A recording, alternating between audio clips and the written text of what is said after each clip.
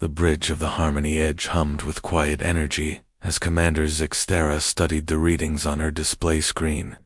The signals coming from Research Station Alpha 7 were strange and broken. Katie Morrison stood beside her looking at the same data with very different eyes. The ethereal commander was tall and graceful with silver skin that seemed to glow softly in the ship lights. Her people had lived for thousands of years and had learned to be very careful about everything. They did. Katie was human. She had brown hair tied back in a simple ponytail and wore the blue uniform of the Earth's Science Division. She was only 34 years old, but had already studied more alien life forms than most people would see. In 10 life, Timothar touched her communication device and spoke to her crew. Lieutenant Villana appeared on the screen. Her silver skin was darker than her commander, and her eyes held curiosity that many ethereals lost after their first century of life. The readings show massive biological signatures from this station. Villana reported something very large is alive in their commander. The automated distress beacon has been sending the same message for 6 days. Noketi leaned forward to look at the bio readings more closely. This is amazing, she said with excitement in her voice. Look at these energy patterns. I have never seen anything like this before. We need to get down there right away.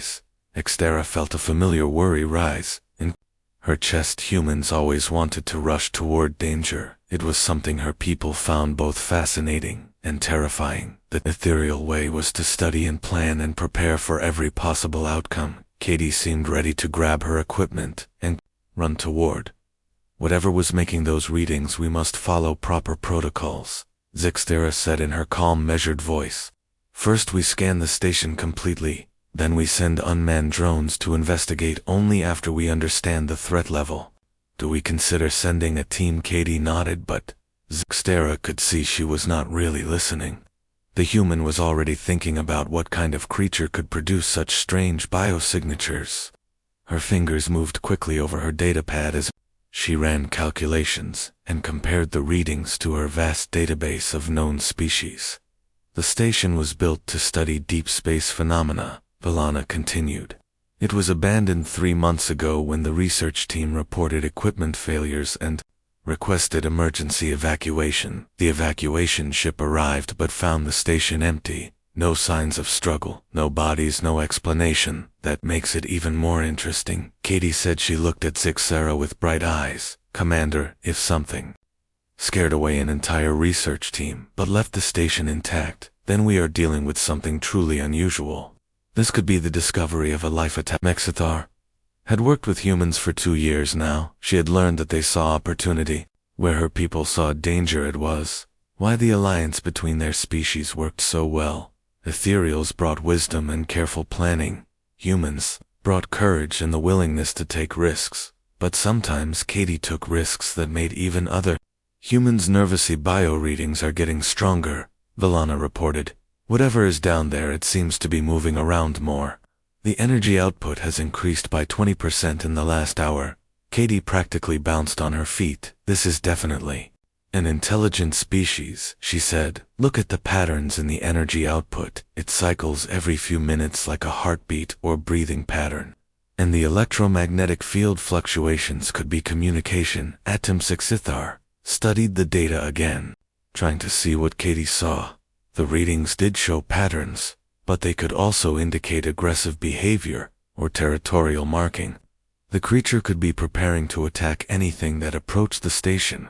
We will proceed with extreme caution. Zixtera decided 2 teams will prepare for possible boarding. 1 team will remain on the ship for emergency evacuation, if needed. Katie, you will observe from the ship until we determine safety levels. No way, Katie said immediately. I need to be on the first team, Commander. This is what I trained for. My equipment can analyze biological signatures in real time. If this creature is trying to communicate, we might only have 1 chance to understand. Zixtera felt her worry increase. Katie was an excellent scientist, but she had the human tendency to put discovery before safety. The commander had seen too many promising young people lost to dangerous encounters. She would not let that happen too. Katie, the creature readings suggest something very large, Zixtera explained. Possibly hostile. The station's systems showed damage to multiple sections. If we lose communication with the boarding team, there may be no way to rescue them. Katie pulled up her own analysis on the main screen. Look at the damage patterns, she said. They are very precise, almost surgical. The creature could have destroyed the entire station, but it only damaged specific systems. It took out long-range communications, but left life support intact that suggests intelligence. And restrained Valana looked between her commander and the human scientist. She had learned to respect both of their perspectives. Zixthera was right to be cautious. But Katie had been right about dangerous creatures before her insights had saved lives during their last 3 missions. Perhaps a compromise would work, Valana suggested. Katie could join the second wave after the initial team secures the entry point. Her expertise would be valuable, but she would not face the greatest risk. Wanted to argue, but she could see that Zixthara was genuinely worried. The ethereal commander had become something like a mentor to her over the past 2 years. Katie respected her wisdom, even when it conflicted with her own eagerness. Fine, Katie said, but I want real-time data feeds from the first team, and if they make contact with the creature, I need to be brought in immediately. Some species only have narrow windows for first contact. Proto-Kaushikser nodded slowly. This was more reasonable than she had expected from Katie. The human was learning patience, though it clearly went against her nature. The first team will consist of myself, Lieutenant Valana, and Security Officer Nash. Zixthera decided we will establish a secure perimeter and attempt initial contact. Katie will monitor from the ship with Dr. Amy Chen standing by for medical support. Katie gathered her equipment with quick, efficient movements. She had learned to pack light, but comprehensive for alien encounters. Her bioscanner could analyze almost any form of life. Her communication device had thousands of contact protocols programmed, and her emergency medical kit was designed for both human and alien physiology. As the teams prepared, Zixthera found herself watching Katie with growing concern. The human showed no fear about what they might find on the station. She seemed excited about the possibility of meeting a completely unknown species. This attitude had served Katie well in her career, but it also made Zixthera nervous. The readings from the station suggested something powerful and potentially dangerous. Katie treated every alien encounter like a chance to make a new friend. Most of the time, this approach worked, but Zixthera worried about the time when it would not. The shuttle docked with Research Station Alpha 7. With a soft mechanical thud, Zixthera led her team through the airlock into corridors that felt wrong somehow.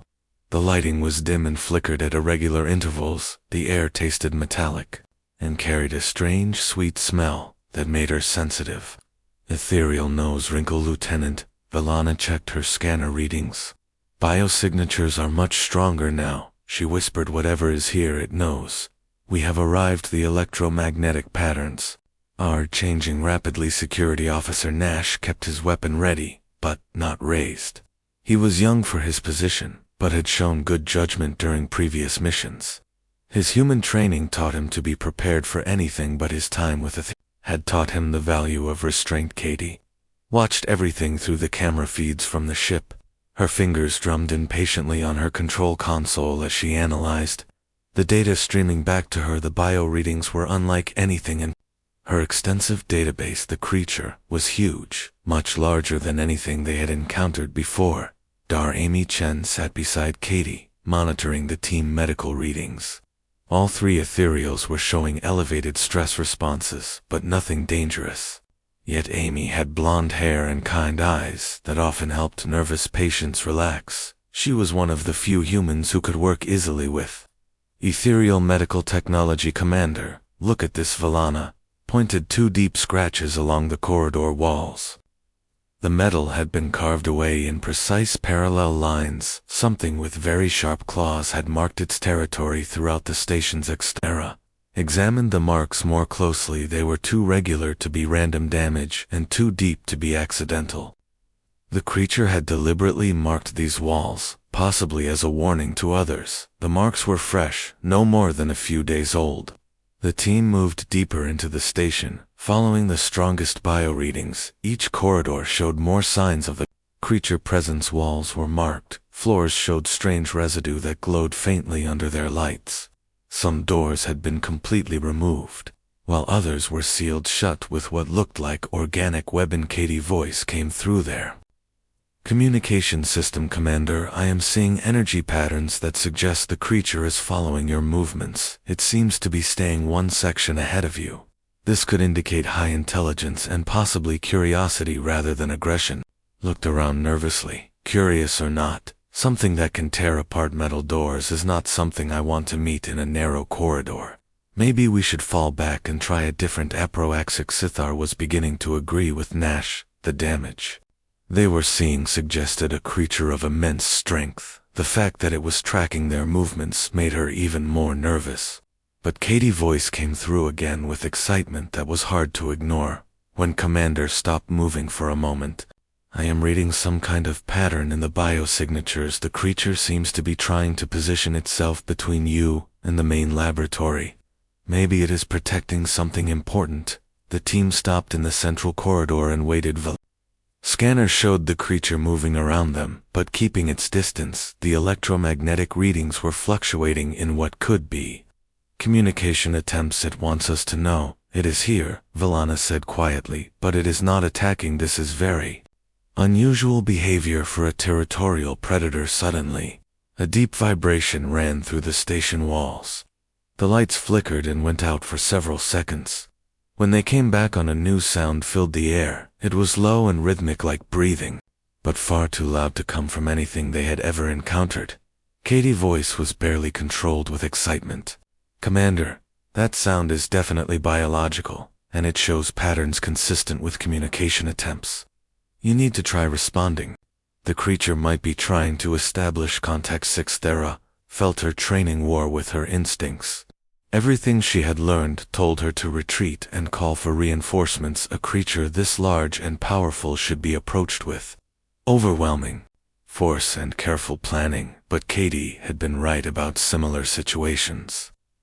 Before Nash looked at his commander, waiting for orders, his weapon was ready, but he followed ethereal protocols about using minimal force unless directly threatened. The sounds were getting closer, and the bio readings showed the creature moving toward their position. Commander, Valana whispered, we are picking up multiple signatures now. Either this creature is much larger than we thought, or there is more than one of them. The corridor ahead filled with a new sound that made all three team members freeze. It was like metal being twisted combined with something organic and wet. Whatever was making the sound was very close and very large. Katie watched her screen in fascination as the readings spiked higher than anything she had ever recorded. The creature was almost on top of the team, but the energy patterns still looked more curious than aggressive. She tried to keep her voice calm as she spoke to them. I know this looks terrifying, but please try to remain calm. The creature electromagnetic field is fluctuating in patterns similar to how dolphins communicate.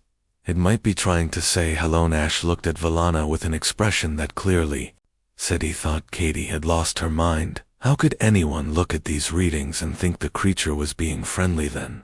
They saw it. The thing that emerged from the shadows at the end of the corridor was beyond anything their training had prepared them for. It was massive, easily 3 times the height of a human, with thick tentacles that writhed and moved independently. Each tentacle was covered in what looked like soft fur, but ended in sharp points that could clearly cut through metal. The creature had multiple glowing eyes arranged around what might have been a head, though it was hard to tell where the head ended and the body began. Bioluminescent patterns pulsed along its skin in waves of blue and green light. The patterns were beautiful and hypnotic, but the sheer size and alien nature of the creature made it terrifying. Nash's weapon was in his hands before he realized he had drawn it. Valana, back up against the wall, her scanner forgotten. Zixera stood frozen between her duty to protect her team and her growing realization that Katie might be right about the creature intentions. The creature stopped when it saw them. Its tentacles waved gently in the air, and the bioluminescent patterns on its skin shifted too. Softer colors. It made no aggressive moves, but its presence filled the corridor completely. There was no room to run and nowhere to hide. Katie Voice came through their communication devices steady and filled with wonder. Commander, do not move suddenly. But look at the way it is holding its tentacles. Those are non-threatening positions. The color changes on its skin are following mathematical patterns. This is definitely intelligent communication. The creature tilted what might have been its head and made a sound that was almost musical. The tentacles moved in complex patterns, and the lights on its skin pulsed in rhythm with the sounds. It was clearly trying to communicate, but the team was too terrified to respond. Proper Lysixthar felt her worldview cracking as she watched the massive creature attempt peaceful contact. Everything her people had taught her about dangerous encounters was being challenged by a creature that should have attacked them immediately, but instead seemed to be trying to introduce itself. Valana was the first to find her voice. Commander, she whispered. Katie is right. This creature is trying to talk to us. Katie watched a standoff between her friends and the massive creature with growing excitement rather than fear. The bio readings showed that the creature was actually becoming calmer as it observed the team. Its electromagnetic field had shifted.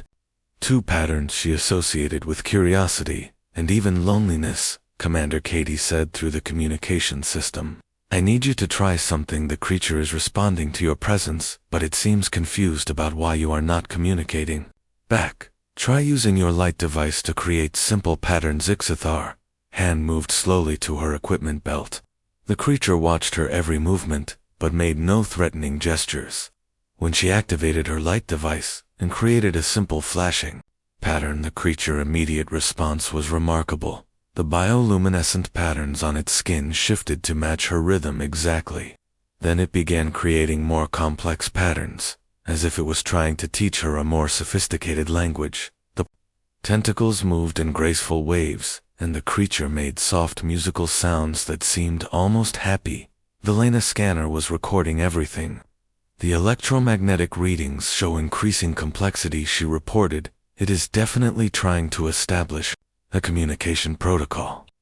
Commander, this creature has advanced intelligence possibly beyond our initial estimate. Snash lowered his weapon slightly, though he remained alert. The creature noticed this change, and several of its tentacles moved to mimic his relaxed posture. It was clearly observing and learning from their behavior in real time. Katie could barely contain her excitement as she analyzed the incoming data. This is incredible, she said.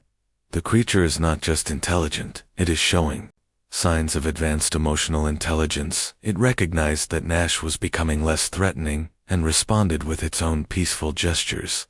Amy Chen was monitoring the team's vital signs from the ship. All three ethereals were showing high stress, but no immediate danger, she reported. Katie, their heart rates are dropping as they interact with the creature. Whatever it is doing, it is helping them feel calmer. The creature began moving closer, but very slowly, giving the team time to adjust to its approach. When Zixtera did not retreat, it came close enough that they could see details of its biology. The tentacles were indeed covered in soft fur-like material, and the sharp points at the ends seemed to be retractable. Vila reached toward her scanner, and the creature immediately focused on the device. It made questioning sounds, and the light patterns on its skin changed to what looked like excitement. The creature was interested in their technology, but not in a threatening way. Katie's voice was gentle as she spoke to the team. Try offering to let it examine the scanner. Lieutenant, the creature seems fascinated by our equipment. This could be a way to build trust. Valana looked at her commander for permission. When Zixthera nodded, she slowly extended the scanner toward the creature. One tentacle reached out and touched the device with remarkable delicacy, considering the damage they had seen elsewhere. In the station, the creature made pleased sounds as it examined the scanner. Its touch was so gentle that it did not even leave marks on the device. When it was finished examining the scanner, it offered one of its own appendages for the team to examine in return. This is a formal exchange protocol, Katie said with awe in her voice. The creature understands the concept of mutual study. This level of social intelligence suggests a highly developed civilizations. Shishach realized that everything she thought she knew about dangerous first contact was being proven wrong. The creature was not only peaceful, it was following diplomatic protocols that her own people would recognize and respect. The Creature began making more complex sounds and moving its tentacles in elaborate patterns. Katie was frantically working to analyze the communication attempts when she noticed something that made her gasp. Commander, look at the electromagnetic patterns the creature is producing. They match the distress signal that brought us here. The creature has been calling for help. Amy Chen pulled up the original distress beacon data and compared it to the current readings. Katie is right, she confirmed the patterns are nearly identical. This creature has been trying to communicate with someone for weeks. Valena felt a wave of sympathy as she understood what Katie was saying. This creature was alone on the station and had been sending out a distress call, hoping someone would come. The research team must have misunderstood its intentions and fled in panic. The creature seemed to sense their change in understanding. Its posture became less formal and more relaxed. The bioluminescent patterns shifted to people's softer colors, and it made sounds that could only be described as relief. Katie made a decision that would have terrified most xenobiologists. Commander, I am coming down there. This creature needs proper communication, and I have the equipment to establish a real deal. Legasextara started to object, but stopped when she saw how the creature was responding to their conversation. It was clearly listening to their voices through the communication devices, and its reactions suggested it understood that Katie was offering to help. The creature moved to one side of the corridor and made gestures that clearly indicated it wanted the team to follow it, began leading them deeper into the station, but at a pace that accommodated their shorter legs and slower movement. As they walked, the creature continued its communication attempts. The patterns were becoming more sophisticated, and Katie was beginning to identify repeated elements that might be words or concepts. Commander, Valana said quietly, I think we may have misunderstood what happened to the research team. The creature was probably trying to communicate with them too, but they panicked and abandoned the station. The creature led them to the main laboratory, where the damage was most extensive. But now they could see that the damage was not random destruction. The creature had been trying to modify the human equipment to create some kind of communication device. Katie studied the modifications through the camera feeds the creature used, its natural electromagnetic abilities to power the equipment. She realized it was trying to boost the signal strength of the distress beacon so that someone would finally answer its call. Nash looked around the laboratory with new understanding. The creature was not destroying the station, it was trying to fix it. The research team probably saw the modifications and thought they were under attack. Amy Chen's voice was soft as she spoke to the team. The creature has been alone here for months, trying to get someone to listen to it. This is one of the saddest things I have ever encountered. The creature seemed to understand their emotional shift. Its own patterns became more subdued, and it made sounds that were clearly mournful. It had been abandoned and misunderstood by the first group of beings it had tried to contact. Sixthara felt her heart breaking as she realized what had happened. The creature was not a monster, it was a lost soul trying to find connection. The ethereal commander made a decision that went against all her training. Katie, she said through the communication system, come down here immediately. This creature needs a friend, and you are the best qualified person to help. Katie was already suiting up before Zixthera finished speaking. Dr. Amy Chen helped her with the equipment checks and made sure her communication devices were properly calibrated. As Katie prepared to join the team, the creature seemed to sense that something was changing. Its bioluminescent patterns became brighter and more active. The musical sounds it made carried notes of hope and anticipation. Watched the creature with growing amazement. It was responding to the emotional content of their conversation, even though it could not possibly understand their words. This level of empathy suggested a species with profound emotional intelligence. Katie finally arrived at the station. The creature immediate reaction confirmed everything she had theorized. It approached her with clear joy, making happy sounds and creating the most beautiful light patterns any of them had ever seen. The creature recognized that Katie was different from the others. She was not afraid, and her bio-readings showed excitement rather than stress. The creature responded to this with what could only be described as gratitude. Katie pulled out one of her nutrition bars and offered it to the creature as a gesture of friendship. The creature examined the offering carefully, then made sounds of delight as it tasted the human food. Katie smiled as she watched the creature enjoy her simple gift. "Maybe we should call you Fluffy," she said. The name seemed to fit the creature's soft fur-covered tentacles and gentle nature. The creature that would soon be known as Fluffy made sounds that seemed remarkably like laughter. Katie sat on the laboratory floor sharing her lunch with Fluffy, while the massive creature made contented purring sounds. The nutrition bar seemed to be a huge hit, and Fluffy was carefully examining each piece before eating it with obvious pleasure. The creature intelligence was becoming more apparent with every interaction Zitsicha watched. From across the room, still trying to process what she was seeing, Katie treated the enormous alien like it was a friendly pet rather than a potentially dangerous unknown species. The casual way she interacted with Fluffy challenged everything the ethereal commander thought she knew about proper first contact protocols. Fluffy had been showing Katie around the laboratory, pointing out the modifications it had made to the human equipment. The creature was clearly proud of its work and wanted to explain what it had been trying to accomplish. Katie listened with genuine interest and asked questions using simple gestures and sounds Violana was recording. Everything for the official report. She knew that other ethereals would have trouble believing what they were seeing. A human sitting calmly with a massive tentacled creature sharing food and having what appeared to be a conversation was beyond anything in their experience. "Commander," Nash said quietly, "do you think we should report this to the ship yet? The crew is going to want to know what we found down Heretic Stera." Was not sure how to explain their situation. The mission had gone from a simple investigation to something that would require completely new protocols. She was also beginning to worry about how her superiors would react to Katie's unconventional approach.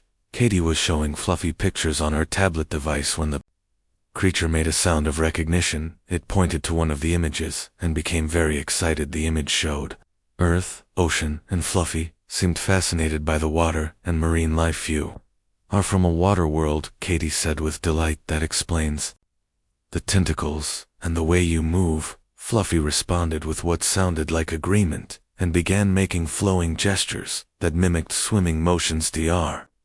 Amy Chen had been monitoring the team's bio readings when she noticed something concerning. "Commander," she said through the communication system, "Fluffy electromagnetic field is getting much stronger. Something has changed." Katie looked up from her tablet as Fluffy began moving around the laboratory with more energy. The creature was clearly excited about something, but its increased activity was making the ethereal team nervous. Fluffy approached Katie and very gently wrapped several tentacles around her in what was obviously meant to be a friendly embrace. The creature was careful not to squeeze too hard, and the tentacles felt warm and soft against her arms. Nash's weapon was in his hands before he realized he had drawn it. The sight of the massive creature holding Katie triggered every protective instinct he had. The creature was being gentle, but it was still large enough to hurt her. Lizichar felt panic rising in her chest as she watched fluffy tentacles encircle Katie. The creature might think it was being affectionate, but one wrong move could injure or kill the human scientist. Katie seemed completely unconcerned about her situation and was actually smiling. "Fluffy, let me go get something for you," Katie said as she gently pushed against the tentacles. Fluffy immediately released her and made questioning sounds. It was clearly confused about why the other members of the team were suddenly acting nervous. Katie reached into her pack and pulled out another nutrition bar.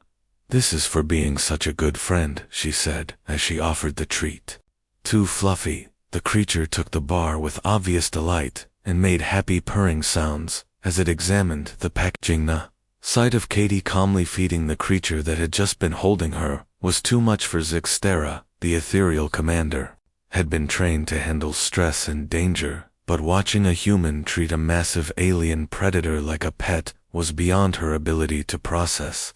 Rationalisithor vision started to blur and she felt her legs becoming weak. The stress of the entire encounter combined with the shock of seeing Katie in the creature's embrace finally overwhelmed her normally calm demeanor.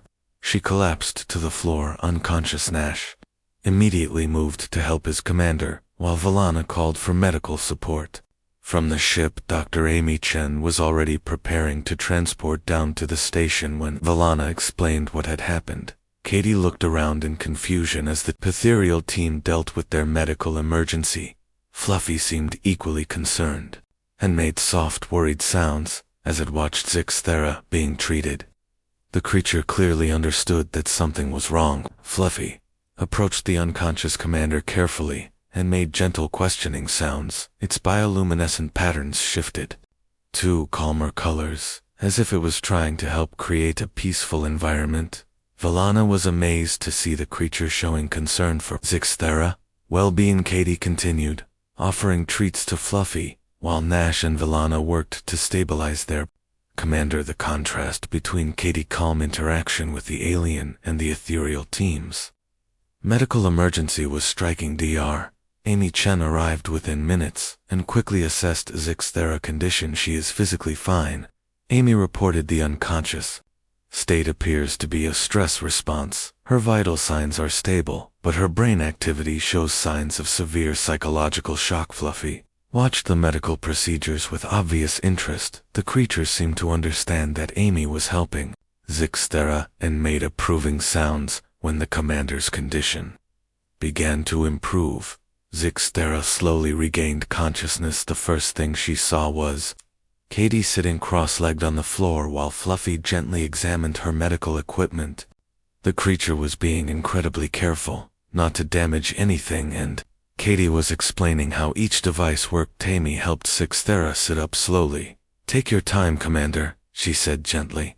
"You had a severe stress reaction, which is completely understandable, given the circumstances." Shekar looked around the laboratory and saw that nothing had changed. Katie was still treating Fluffy like a friendly companion, and the creature was still being gentle and curious. The commander realized that her fears had been completely unfounded. Fluffy noticed that Zixthera was awake and made soft, concerned sounds. The creature slowly approached and offered her one of Katie's nutrition bars. It was clearly trying to share the treats that had made it so happy. Katie laughed as she watched Fluffy trying to take care of the commander. "See," she said to Zixthera, "Fluffy is worried about you. This creature has more empathy than most people." Novelina helped her commander stand while continuing to record the interaction. "For their report, Commander," she said quietly, "I think we need to completely revise our first contact protocols. Katie's approach has been far more successful than anything in our training." Manuel Shathara accepted the nutrition bar from Fluffy with shaking hands. The creature made pleased sounds when she took the offering, and its bioluminescent patterns brightened. The commander realized that she had just participated in some kind of friendship ritual. Nash was still nervous about the situation, but he could see that Fluffy was genuinely trying to be helpful.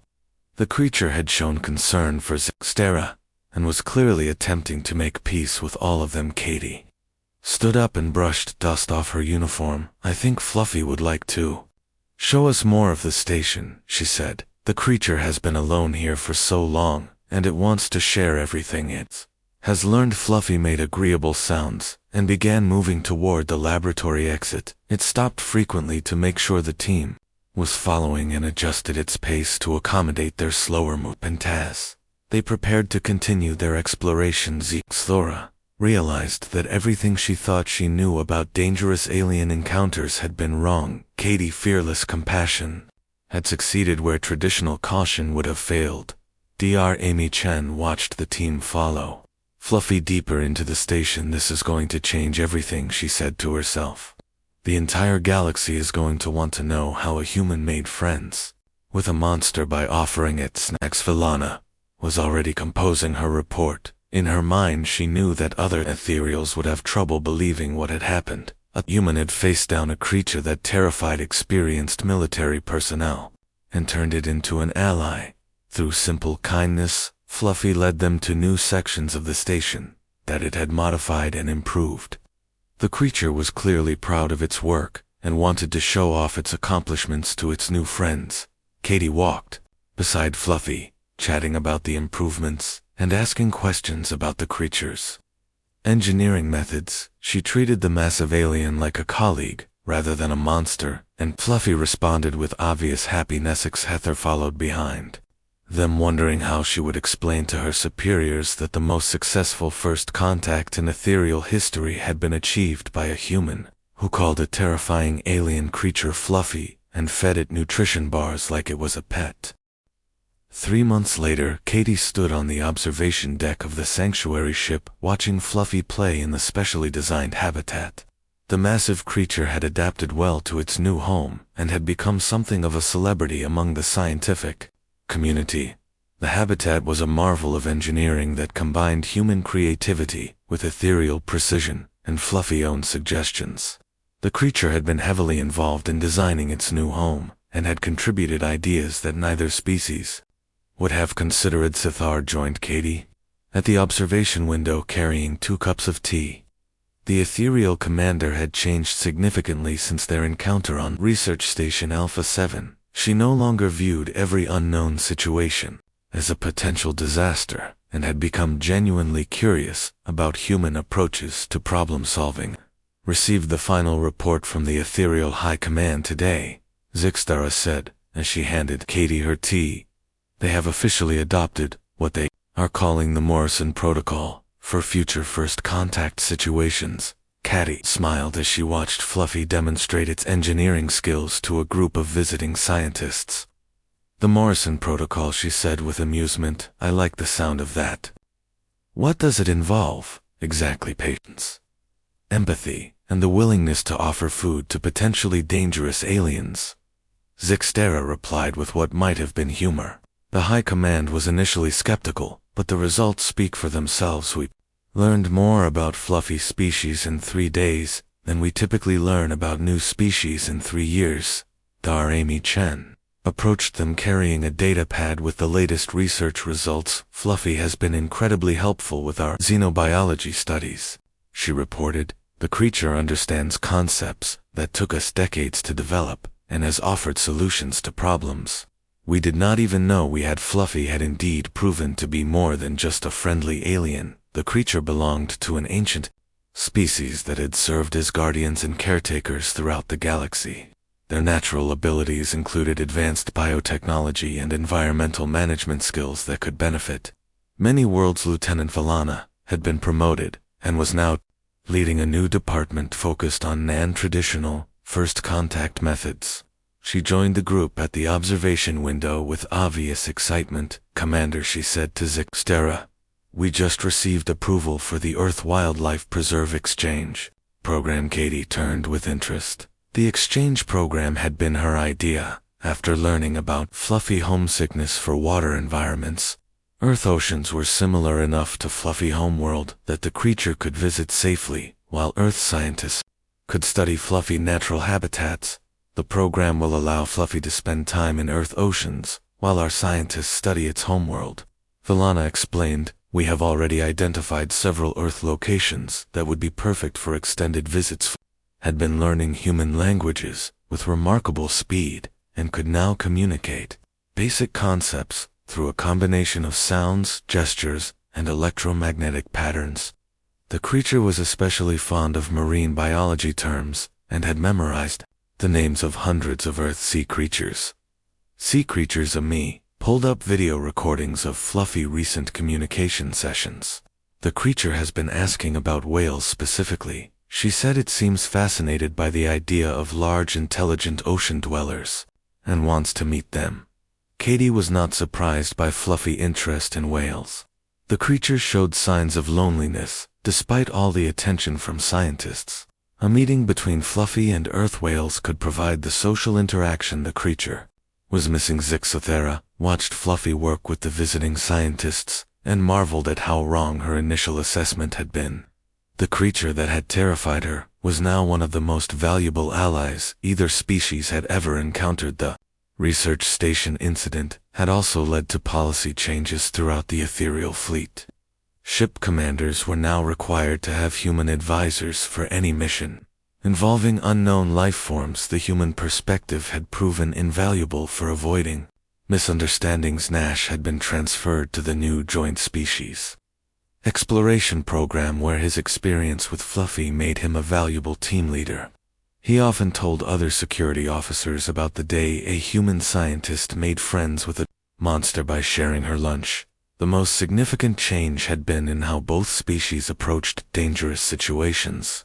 Ethereals were learning that careful observation and empathy could be more effective than overwhelming force. Humans were learning that their natural fearlessness could be channeled more effectively with proper planning. Fluffy noticed the group watching and waved several tentacles in greeting. The creature had learned that humans enjoyed these gestures and made an effort to include human customs in its daily interactions.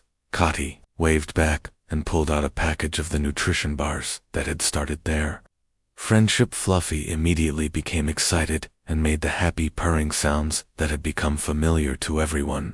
On the sanctuary ship, you are going to spoil that creature, Zixthera said, but her tone was affectionate rather than critical.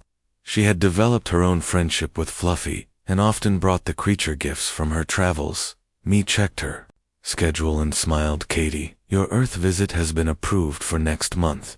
Fluffy will get to see the oceans, and you will get to show your new friend your homeworld. Katie had been looking forward to taking Fluffy to Earth. The creature was eager to experience real oceans, and Katie wanted to show it the marine research facilities where she had trained.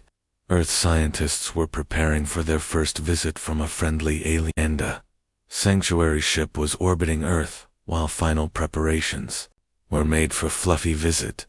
The creature would be accompanied by a full diplomatic team, including Zixthera and Villana, who had become experts in human-alien cooperation. Fluffy has specifically requested to visit the Pacific Ocean first, Amy reported.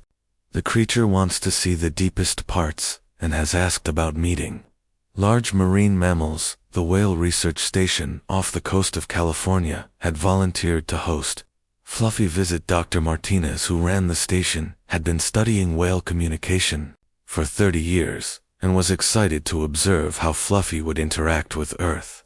Ocean life. Zixthera reflected on how much her life had changed since that terrifying day on Research Station Alpha 7.